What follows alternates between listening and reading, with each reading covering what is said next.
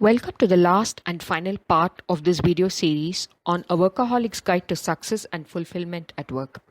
In this video, we'll summarize the model, make some interesting observations, and look at an example of how it might play out in a specific scenario. In a nutshell, the model has three zones. Zone 1 is where we focus on personal accomplishment and learning. We're expected to solve day-to-day problems and execute what trickles down from the higher business objectives. This is the zone where we are likely to be focused on what we want as individuals and why. It is therefore important to take up tasks and projects that we are passionate about and can be good at. In Zone 2, we go beyond personal goals and attach ourselves to a purpose that's bigger. We understand the importance of collective effort and intelligence to achieve this purpose. We start using an approach that is different from Zone 1 and look for clarity of purpose above everything else. We focus on the team's needs and drive projects with commitment. By the time we are in the middle of Zone 2, we have higher competencies and the creativity essential to handle tougher challenges. In Zone 3, we are inspired and take the initiative to set a vision that's based on the purpose. We start pondering over more responsible and profound questions such as, how can I transform the lives of my customers? Or how can I transform the lives of the community that I'm associated with for the better? A very important point here is also the realization that the world comprises of a big system with a million subsystems. The interdependency between these subsystems is a critical aspect that can make or break the vision. Thus, we start off as cogs in the wheel and move on to purposeful work and then innovative work that establishes new paradigms.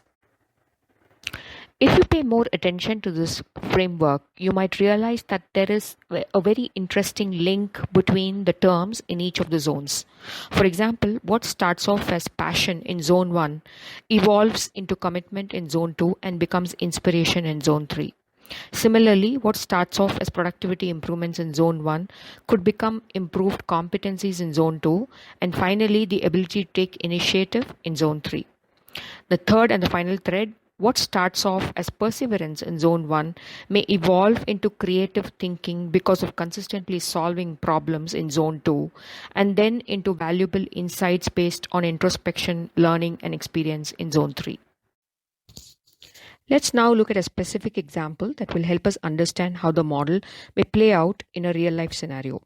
Think of a pharmaceutical organization that has, in the post-pandemic world, decided to introduce a new online mechanism for customers to buy its products. They have decided to develop a mobile app that will help customers place orders. Now let's see how it may impact its employees in the three zones that the PCI model talks of. Employees in Zone 1 are likely to be IT programmers and techies who are given the task of developing the mobile app. They are likely to be successful if they're passionate about programming, can code at a fast pace, which means improved productivity, and solve technical issues and problems as and when they arise. They will be expected to focus on catering to the customer's needs, understand workflow and processes, and be good at user experience. They will, of course, focus on building useful features into the app.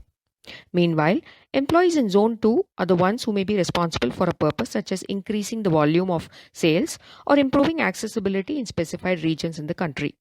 Managers are the ones in Zone 2, and they may thus engage themselves in observing and analyzing the results after the mobile app is rolled out and be committed to increasing either the volume of sales or improving accessibility.